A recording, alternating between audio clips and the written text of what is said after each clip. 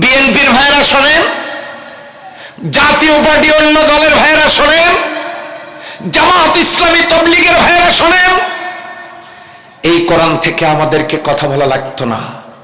পৃথিবীর সবচাইতে বেশি তাফসীর মাহফিল হয় বাংলাদেশে। কেন হয়? করা তো লাগতো না। হয় কেন?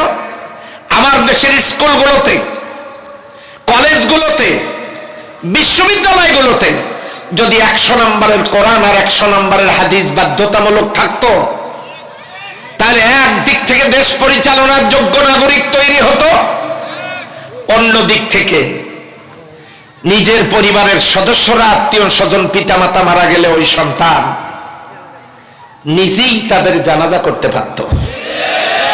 কথা ঠিক নয় কি? কিন্তু আমাদের শিক্ষা ব্যবস্থাতে ইসলাম, কোরআন বাধ্যতামূলক নয়। এই কারণে বিশ্ববিদ্যালয় থেকে বেরিয়ে আসা শিক্ষিত একজন যুবক তার পিতামাতার জানাজা পড়ানো, ধর্মীয় অনেক কাজ থেকে সে বঞ্চিত, যেগুলো তার অজ্ঞতার কারণে সে পাচ্ছে।